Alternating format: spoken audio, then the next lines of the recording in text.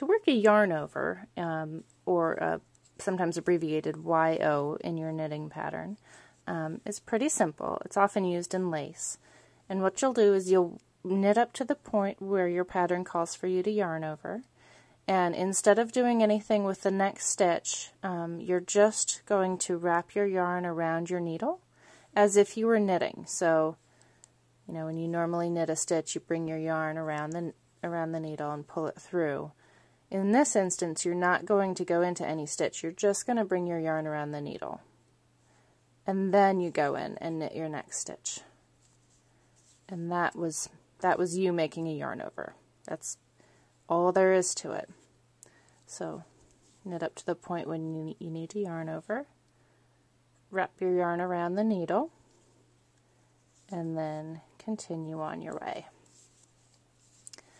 When you get back to it on the other side, there's a couple of ways that you can deal with it.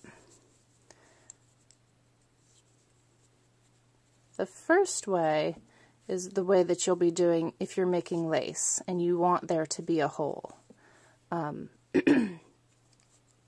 You'll purl back or knit back, whatever your pattern is asking you to do. You'll get back to the point where your yarn over is, and you can definitely see it because it is just a loop of yarn over your needle. It's not a stitch, and there's going to be a big hole there. For lace knitting, what you'll do is you'll purl that yarn over, or knit it, whatever your pattern wants you to do, just like normal. And what that does is it leaves a big hole. And then you keep going. Normally in lace there's going to be a decrease involved too. When you do a yarn over, you'll have to decrease somewhere because you're actually increasing by one stitch.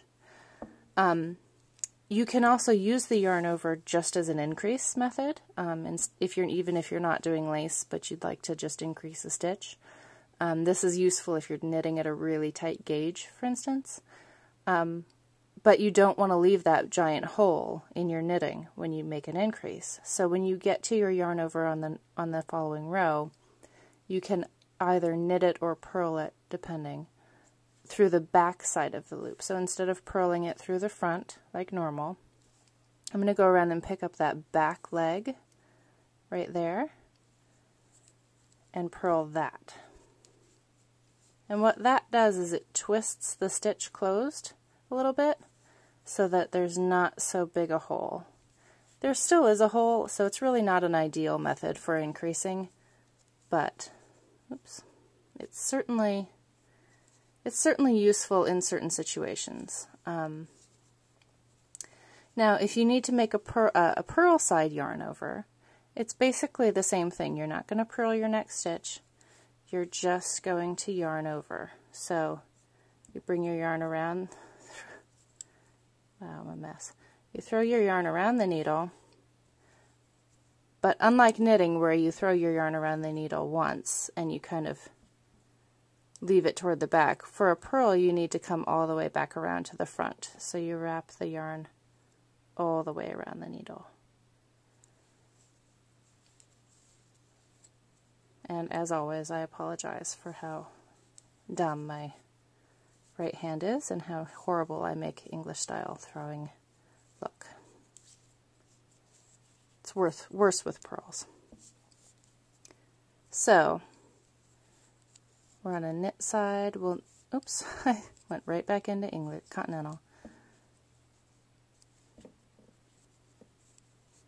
When you get to the purl on a knit side, you can either knit it like normal, which leaves a huge hole, or you can knit it through the back of the loop, which will twist it and kind of close it a little bit and leave a smaller hole. That is how to make a yarn over.